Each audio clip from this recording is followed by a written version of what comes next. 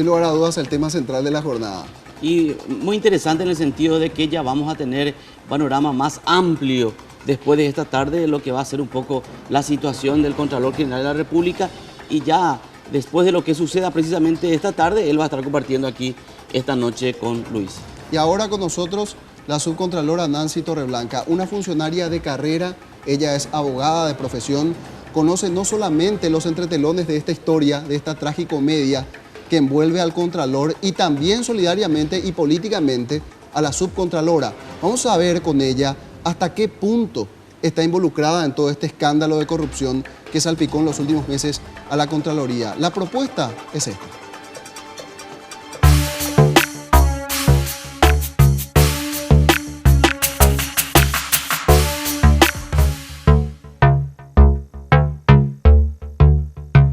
Ahora, de primera mano, la subcontralora Nancy Torreblanca se defiende y revela los secretos a voces que hablan del despilfarro del dinero público desde la propia Contraloría. Ella se declara inocente y arroja la carga del reproche sobre las espaldas de su jefe, el Contralor Óscar Velázquez. ¿Cuánto conocía de estas irregularidades antes de que se publicaran en los medios de prensa? Entérese ahora de primera mano. Ya nos acompaña en estudios la Subcontralora General de la República, Nancy Torreblanca. Buenos días, Subcontralora, ¿cómo está? Buenos días, Cintia, Roberto, Dani, un gusto estar aquí, bueno, a las órdenes. Ya tuvimos el privilegio de contar con su presencia en el canal, justamente en el programa donde probablemente le responda esta noche también a usted el Contralor Óscar Velázquez. Pero para retocar algunos pasos, algunos temas que hacen a esta cuestión, subcontralora, lo primero que uno se pregunta es, si el Contralor fue responsable de esto y la subcontralora era su lugarteniente, ¿cuánto usted conocía realmente de todo lo que estaba sucediendo en la Contraloría y qué acciones tomó desde que tuvo contacto con estas informaciones? Bueno, es una muy buena pregunta. Comencemos por la normativa legal. La Constitución y las leyes, la Ley Orgánica de la Contraloría General de la República, expresamente aclara que el responsable, el que tiene la responsabilidad ante la ciudadanía, ante la institución, es la máxima autoridad, siendo el titular el actual Contralor Óscar Rubén Velázquez Gadea, siendo la subcontralor general que a mí me corresponde.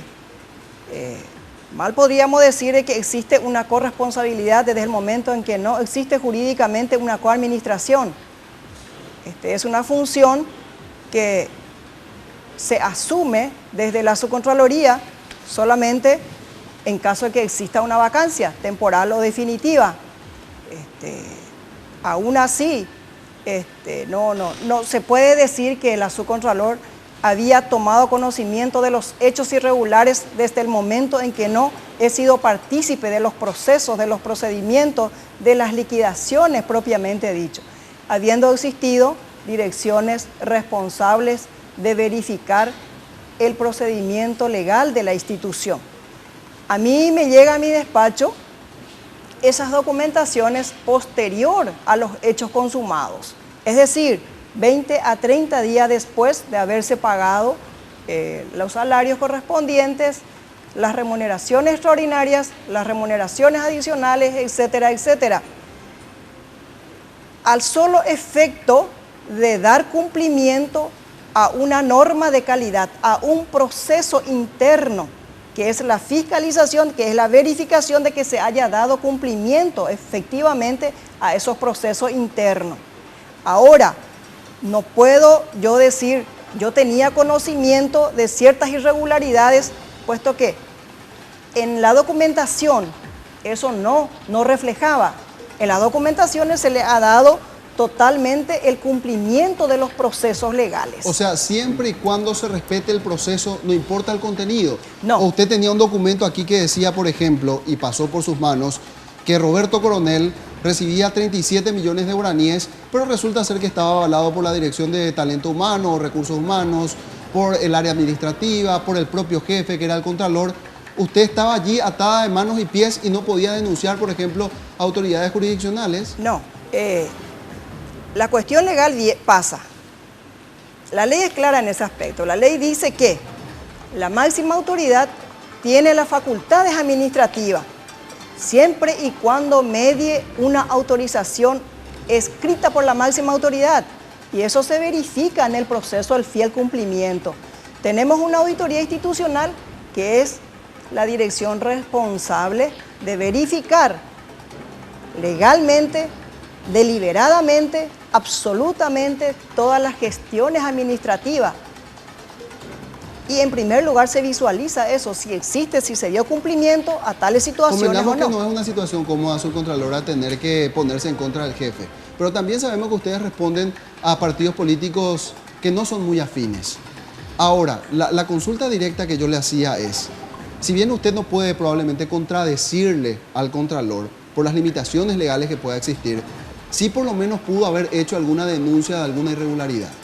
Bueno, no se puede hacer denuncia de una irregularidad si es que no tomaste conocimiento. ¿Por qué? Porque las documentaciones sí estaban bien. Ahora, a ese punto, subcontralora, ¿usted nunca se percató de que existía irregularidades en cuanto al pago a estos funcionarios? Usted dice, a mí me llegaban los documentos ya después de un mes de haberse ya distribuido incluso los salarios. Entendemos que es así. Las irregularidades no están en los pagos. Las irregularidades están en los servicios no prestados. ¿Me entiende? ¿Me comprende?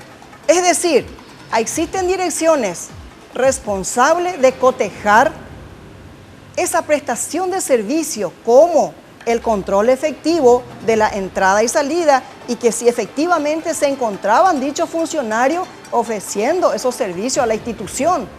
Eso es lo que no se pudo percatar, o si alguien sabía, era cómplice o escondía esa situación. Exacto, es cierto lo que usted dice. Obviamente no está en el pago. Esto estaba bien asentado contablemente. Estamos hablando de una institución que maneja este tipo de criterios. Pero la propuesta era irracional. ¿Cómo una persona va a ganar tanto dinero de manera adicional y cómo va a trabajar tantas horas al servicio de una institución? Lo primero que surge a partir de allí, de un análisis lógico, es que algo raro estaba sucediendo. Y ese documento también había pasado por sus manos.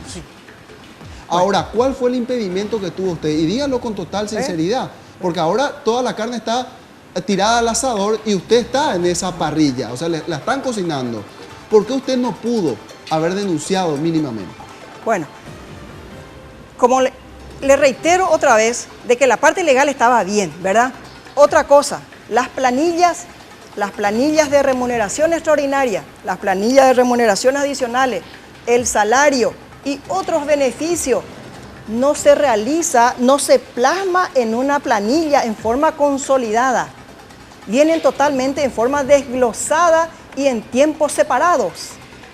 Si bien es cierto, se verifica el cumplimiento de las normas legales, es decir, documentalmente todo está bien, evidentemente que también está la autorización de la máxima autoridad, porque sin ella no se podría llevar a cabo dichos pagos. El crimen perfecto. Ahora, si en mi casa sucede, mis hijos están haciendo mal algo, de hecho que están haciendo a mi espalda y están tratando de evitar a que sus padres se enteren. Ahora bien, si existía persona responsable que tenía conocimiento de esos hechos, digamos que han sido cómplices. O sea, el trabajo estaba tan bien hecho que fue diseñado hasta para engañarla a usted. Pero y sobre un punto específico, es decir, si usted no se percató por una cuestión de trámite, como está explicando, entonces quiere decir que el Contralor sí o sí tuvo que estar enterado. Mira, es de público conocimiento y ustedes bien lo saben, que por todos los medios de prensa se difundió que en el año 2013 sí efectivamente ya existía una denuncia anónima. Eso es de público conocimiento. Se hizo los procedimientos legales internos dentro de la institución, se cumplieron los pasos pertinentes al respecto, del cual el Contralor estaba en pleno conocimiento de esa denuncia de los 3 funcionarios que hoy día son imputados, ¿verdad? Pero también existen las pruebas de que esa denuncia, esa carpeta, ese procedimiento no ha llegado a mi despacho. Pero entonces usted fue utilizada permanentemente por el Contralor. Utilizada no, me han escondido elementos. Hasta hoy día me niegan elementos, herramientas de control que a mí me compete. Pero utilizada también porque usted firmaba los documentos. Miren, yo voy a aclarar exactamente esa famosa firma. maliciosamente y de manera totalmente malintencionada. Esas planillas donde yo plasmé mi firma, se ha dado publicaciones en total, digamos, maliciosa, porque la firma de esa planilla, si ustedes acceden, y con gusto yo voy a mostrarle a ustedes y a la ciudadanía, a quienes estén interesados, que ese es al solo cumplimiento de un proceso administrativo que es solamente comprobante de pago y no autorización. Si yo le explico desde el momento en que a mí me viene 20, 30 días después de los hechos consumados, ¿cómo se podría decir, cómo se puede colegir de que yo estoy autorizando? Existe una incongruencia. Esas publicaciones que se dieron en las planillas, que se enviaron al Ministerio Público, se lo hizo de forma totalmente maliciosa e incompleta esas planillas que se remitieron. Esas planillas fueron firmadas al solo efecto de dar un proceso operativo de control interno y no de autorización. Esa es la parte secreta que no se comenta, pero nosotros tenemos las pruebas fehacientes para demostrar eso ante toda la instancia. En todo este tiempo, ¿a qué estuvo abocada estando en el cargo? Usted sabe, Cintia, de que la subcontraloría está solamente para acompañar y sustituir en caso de ser necesario. Pero cuando existen impedimentos legales, no puedo subrogarme más de lo que me permite la ley. Existen además, no sé si ustedes tienen conocimiento de hace 20 años atrás aproximadamente, cuando el contralor Daniel Fretes Ventre y el doctor Emilio Camacho tuvieron justamente una discrepancia en ese aspecto. Y existe un precedente como jurisprudencia en donde Emilio Camacho había perdido en la primera instancia, en la segunda instancia, había ganado en la primera instancia y había perdido en la segunda instancia. Y ahí está asentado perfectamente todas las explicaciones legales, las funciones claramente del contralor y del subcontralor. Según esa jurisprudencia, ni siquiera tiene razón de ser la subcontraloría. ¿Considera que el Congreso debe absolver la subcontralora? Bueno, esas son decisiones discrecionales políticamente. Yo no lo podría decir que está bien o está mal. Es cuestión de una interpretación jurídica, porque lo jurídico tampoco no puede estar aislado de lo político. Y no se puede dejar un nefasto precedente cuando que la ley es bien clara. La ley es clara, donde diferencia cuáles son mis funciones y cuál es la función del contralor. Y desde el momento en que no existe corresponsabilidad conforme a la ley, ¿qué significa eso? No hacemos una administración conjunta, no existe. ¿Está haciendo lobby con los parlamentarios? No, bajo ningún sentido. Pero no está mal también que haga. No, pero no hago lobby con ningún diputado. Se estuvo manejando la posibilidad que usted siga en el cargo, pero quizás no de la mejor manera posible, porque hablan de que sería una especie de contralora servil a los intereses políticos en estos tiempos. Si es que se da ese salvoconducto, entre comillas, desde el punto de vista político, ¿usted seguiría incluso con ese precedente al frente de la institución en el caso de que no sea expulsada o que la destituyan por vía juicio político? La sucesión es legítima, Roberto. Yo estoy en una línea de sucesión legítimamente constituido por la Constitución Nacional y las leyes. Ahora, por la cuestión de servil, yo creo que una persona mínimamente capaz, una persona idónea, que maneja la parte técnica y política, no puede caer en ese desequilibrio emocional. Había una guerra declarada, disculpe, en la Contraloría entre usted y el Contralor. Yo tengo un documento aquí que me hicieron llegar a través de nuestras fuentes. Esta tarde presenta su defensa al Contralor. Sí. Mañana tendría que la Cámara de Senadores resolver si es que este señor deja de ser Contralor o no. Hoy ya hay una resolución donde tiene su firma. Es este documento que tengo en mis manos. Incluso tenemos ya digitalizado, donde él deja la línea de sucesión, no siguiendo el conducto natural que debería ser usted, sino le transfiere esa responsabilidad vía resolución al asesor jurídico de la Contraloría, al director jurídico de la Contraloría, el abogado Roy Rogers. ¿Qué sucede con esto? ¿Por qué pasa esto? Viene, Roberto, de ser cierta esa situación o esos hechos, yo creo que el Contralor y quienes lo han asesorado para que cometa esa situación se están sometiendo a un proceso judicial. ¿Por qué? Porque estaría faltando a sus propias facultades, porque eso no está dentro de su prerrogativa. Esa es una prerrogativa exclusivamente de la Cámara de Diputados. Existe la sucesión legítima en este caso, y el asesor jurídico podrá, conforme al artículo 23 de la Ley 276/94 de la Ley Orgánica y Funcional de la Contraloría General de la República, claramente expresa de que solamente en caso de la vacancia de ambos, es decir, contralor, subcontralor, podrá en ese caso asumir el director jurídico. Si esto no ocurre, bajo ningún sentido podrá darse esa situación. Es decir, automáticamente usted tendría que haber Pero esa es la asumido línea el cargo. natural. La línea natural es Claro. esa. No lo digo yo, está en la Constitución y está en la ley. ¿Se expone a algún tipo de querella? Totalmente, ¿Usted haría totalmente. eso? Sería una usurpación de funciones, un prevaricato, o llámese como quiera, que si esto es cierto, nosotros estaríamos accionando inmediatamente contra esa resolución. Estos son documentos oficiales y ya tiene la firma del Contralor. Ya nosotros decíamos que la sentencia estaba cantada, pero a presentación de estas pruebas o a confesión de parte, relevo de pruebas, el propio Contralor ya lo dice. El trámite en el Parlamento será eso, un simple trámite. Ya el Contralor se ha encargado esta mañana de dejarle a la persona de su confianza. ¿A qué partido político responde el director jurídico? ¿Sabe usted? Mire, no conozco con certeza cuál es su afiliación política, pero sí tengo conocimiento con certeza que responde al mismo clan. O sea que le deja a su equipo el trabajo de seguir dirigiendo la Contraloría. Y conforme a lo que me estás mencionando y de lo que acabo de enterarme, se confirma esa hipótesis. Que demuestra que no hay confianza en usted.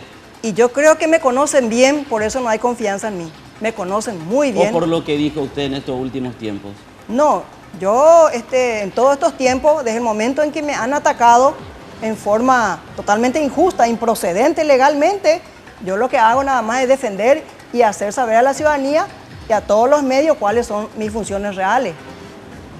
¿Desde cuándo esta distancia o este conflicto con el Contralor? ¿Desde que empezaron en sus funciones o esto se fue acentuando Desde cuándo? el momento en que hemos asumido, de su parte al menos, porque de mi parte siempre existió y se ha demostrado buena predisposición y voluntad para llevar adelante una buena administración, pero no se me ha dado la oportunidad, y eso es de público conocimiento. Testimonio de ello, tenemos los funcionarios de carrera, compañeros míos que saben dentro de la institución. ¿Se puede decir que usted cayó en la trampa, subcontralora? No existen trampas. No, en el sentido que usted dice que estuvieron ocultando la información, que estuvieron haciéndole copartícipe de verificaciones que asentaban ciertas irregularidades, pero que usted estaba en pleno desconocimiento. Bueno, reitero que normativamente se hicieron bien los procesos. Ahora, aquí lo que se escondieron fueron las conductas, los comportamientos de los funcionarios y no los papeles, porque los papeles estaban bien. Entonces, subcontralora, ¿usted piensa, asegura que para nada tuvo un mal desempeño en sus funciones? Jamás, no puedo, no debo, o sería un error jurídico decir que yo tuve un mal desempeño en las funciones cuando no tuve esa función. No tengo esa función. La función principal lo tiene el señor Contralor, delegado por ley, y no yo. ¿Para qué van a hacer usted en particular? Porque al presentar renuncia o apartarse del cargo, entendemos que usted es la que tendría que haber asumido. Pero va a asumir el asesor jurídico. No, eso es inconcebible, eso no va a ocurrir, no puede ocurrir. ¿Pero Esto qué va a es nulo. ocurrir? ¿Pero qué va a ocurrir si va y asume? No el va a cargo? ocurrir, no puede ocurrir. No puede ocurrir bajo ningún sentido. Solamente podrá, dice la ley imperativamente, asumir el asesor jurídico que está ocupando actualmente el cargo en caso que exista vacancia de ambos. Claro, no dice De entiende ambos. de esa forma. Permiso. Lo que se interpreta por ende de que estando un contralor que asume la titularidad en reemplazo al titular, no hace falta ni siquiera que esté un subcontralor. Doctora, permiso un ratito también al compañero porque nos reportan que esta resolución ya trascendió, incluso ha llegado a la Asociación de Abogados, ya está en conocimiento, por ejemplo, la abogada Katia González Aftrán, y tiene una interpretación que hacer al respecto. ¿Es así, Katia? Buenas tardes. Y a la audiencia. Acá tenemos en nuestro poder la resolución del Contralor Óscar Rubén Velázquez no tiene número, pero sí tiene su firma, donde él le deja en línea de sucesión, le excluye directamente a la subcontralora y le deja en la línea de sucesión inmediata al director jurídico de esta institución. ¿Qué es lo que está sucediendo a criterio de ustedes, Katia? Y que el Contralor cree que la Contraloría es su boliche y que él puede heredar la corrupción a quien mejor le parezca, porque efectivamente, y en ese aspecto, y aclaro, solo en ese aspecto coincido con la subcontralora, en el sentido de que existe una ley orgánica de la Contraloría que establece una línea de sucesión obligatoria que no puede ser bypaseada, porque eso implica un abierto prevaricato y efectivamente aquel firmante se expone a un nuevo proceso penal. No solamente estará procesado por estafa, por lesión de confianza, por cobro indebido de honorarios en carácter de instigador, sino también estará procesado por prevaricador. Ahora decías que solamente en eso coincidías con la subcontralora. Ella aquí nos está argumentando con todos los recursos que dispone de que ella también es víctima de este esquema que fue montado por el contralor Óscar Velázquez. ¿Cuál es la interpretación que tienen ustedes que presentaron la querella ante el Ministerio Público y que fue cabeza de proceso para esta investigación penal? Bueno, nosotros tenemos una interpretación que hace más al quehacer ciudadano. No podemos seguir tolerando tener al frente de instituciones públicas a personas que no se comprometan verdaderamente con el servicio público. Resulta absolutamente inaceptable que una persona que está ganando un sueldo varias meses multimillonario hoy nos venga a decir: yo no tengo ninguna responsabilidad, yo era un florero. Cuanto menos la responsabilidad política para mí es latente, es patente, ¿verdad? La pérdida de honorabilidad, la falta, digamos, de prestancia para el ejercicio del cargo se efectiviza de manera muy particular, y yo entiendo que no podemos seguir nosotros como ciudadanía tolerando a funcionarios públicos que no rinden cuentas, que únicamente cuando están bajo la lupa son capaces de salir a rendir cuentas a la ciudadanía. Eso es lo que a nosotros nos preocupa de una actitud que se basa supuestamente en varias leyes, en la Constitución Nacional, pero en la práctica nosotros tenemos que ver cuánto afecta esa indiferencia a la administración de fondos públicos. Está escuchándote la Contralora, Sí. la subcontralora. No sé si usted quiere responder a algo, subcontralora, de lo que se dijo. Yo suficientemente comprometida. comparto plenamente la opinión de la doctora Katia. Es totalmente así. Pero en este caso particular y específico, se sabe y se diferencia las funciones y las responsabilidades.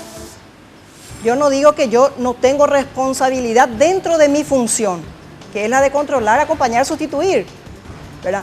Pero la responsabilidad legal lo tiene el señor Contralor, el que tiene que dirigir y conducir la institución. Él es quien controla, él es quien nombra, quien contrata, quien promociona, él es el que pone la cara visible ante la institución. Eso dice la ley. Eso dice la ley. Y cuando a mí me han privado de varias herramientas de control, eso hay una cuestión de discriminar, una cuestión de abuso de poder, digamos. Hay situaciones que uno no puede ir a forzar y decir o denunciar sin tener prueba alguna a la mano. Un abuso de poder que le excedió a usted misma. Totalmente. Por eso le insisto con esto, usted se declaró y se declara absolutamente incompetente a todo esto que sucedió en la Contraloría. A todo lo que se han tomado decisiones, yo me declaro incompetente porque soy incompetente por la misma ley. No tengo esa competencia, no tengo esa facultad de tomar decisiones. Katia, para redondear y agradecerle este contacto que teníamos con la abogada, ¿hay algo más que quieras decir, Katia? No, básicamente que el hecho de que hoy esté en la picota un corrupto representa la victoria de una ciudadanía perseverante y reivindica el periodismo de investigación. Necesitamos también asirnos de esa esperanza que implica el control ciudadano. Así que nosotros estamos muy contentos porque hoy vamos a tener una sanción política a una persona que ocasionó un daño terrible a una institución que debería destacarse por la transparencia, por la apuesta al uso correcto de los recursos públicos. Así que nada más que eso para redondear. Y bueno, y hay que seguir, ¿verdad? Hay que seguir posicionando temas ciudadanos y haciéndole frente a esta corrupción institucionalizada que hoy mata a gente, porque no hay ninguna sola diferencia entre el Contralor y el EPP. porque ambos con sus conductas están matando a ciudadanos paraguayos. Muy bien, gracias Katia, gracias por este contacto. Y última consulta, subcontralora. A diferencia del contralor, insisto con este documento y su firma, ¿usted alberga todavía alguna esperanza de que podría salvarse de este juicio político? Mire, no sé si decirte esperanza o no. Lo que sí que yo quiero aclararles a usted y a la ciudadanía que yo decidí enfrentar esta situación, sea cual fuera el resultado. ¿Por qué? Porque yo tengo que hacer mi descargo ante la ciudadanía y ante el Congreso Nacional. Porque si yo renunciaba, para mí sería asumir un acto de responsabilidad inexistente o acobardarme y darle por hecho de que yo estaba complicado en hechos irregulares. Y no quiero permitir que eso se piense. Entonces yo con altura voy a enfrentar este juicio político y voy a hacer los descargos pertinentes ante esa instancia. ¿Ya tiene su defensa preparada? Ya tenemos todo. Muchas gracias, subcontralora, por A su tiempo y ustedes su muchas visita. gracias por la oportunidad. Ahí estaba Nancy Torreblanca nuevamente en Red Guaraní, aclarando esto, que prácticamente tiene sus días contados. El contralor él mismo ya lo reconoce. La subcontralora, insistimos con esto, se estuvo hablando en los últimos días de que existe por lo menos alguna probabilidad de que ella no sea expulsada vía juicio político. Quedó algo pendiente. ¿Qué? Sí. Y está todavía ahí la... ¿Querés la consultarle? La subcontralora. Adelante, todavía no se fue. Para salir un poco del contexto, un poco, digo, formal. Sí. Porque el comentario de pasillo es terrible. Habló en un momento dado de que se dejó llevar el contralor por sus emociones. Y el comentario que se da y que fue de público conocimiento es que también aparentemente había una cierta relación entre el contralor y la secretaria. Eso es subcontralora. ¿Eso también se escuchó en la Contraloría? Pero yo necesito que me aclare a qué tipo de relación usted se refiere. Porque Relación existe relación laboral. Relación amorosa. Eso yo no podría ser irresponsable en decirle o en afirmarle, porque a mí no me consta eso. Pero que él- la actitud o que se dé a pensar o que se piense o que se vea así es otra cuestión. ¿Pero un comentario que corre en la Contraloría o no? Es un comentario que corre no solamente en la Contraloría, pero eso no me da el derecho a mí ni a nadie a corroborar o a confirmar dicha situación. La relación existente es laboral. Ahora, más allá de lo laboral, yo no podría ser irresponsable en afirmarle a ustedes ni a nadie. No me consta. Muy bien. Vos sabés que ya me tiraste la lengua, Dani. Antes del corte, yo sí me quedo con una gran duda y que seguramente usted en su momento, su contralora, va a tener el tiempo de poder aclararlo no solamente a la sociedad, sino a su descendencia. ¿Por qué el silencio? Porque el silencio es omisión y la omisión en este contexto es complicidad. ¿Por qué el silencio? ¿El silencio de parte de quién? De parte suya. No, yo no guardé silencio. Esto se conoció a través de la prensa. Sí, pero una cosa es el silencio y otra cosa es tenía conocimiento y no denunciar. Usted sabía que el proveedor fáctico incluso estaba en la secretaria del Contralor porque lo dijo en este medio, que todos le rendían pleitesía a una funcionaria de menor rango.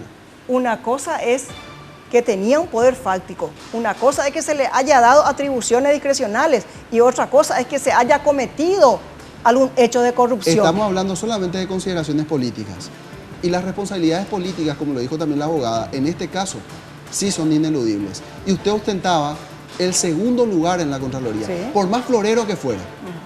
Tenía una relación de poder, por lo menos con el resto del funcionariado de la Contraloría. Y tendría que estar informada. Salvo que usted me diga que el silencio es el resultado de que cayó en la trampa. Solamente esa sería una explicación. Gracias, subcontralor. A ustedes. Muy bien, ahora hacemos un corte y al regresar, todo lo que pasó, además de este conflicto en la Contraloría, en el país y el mundo. Ya regresamos.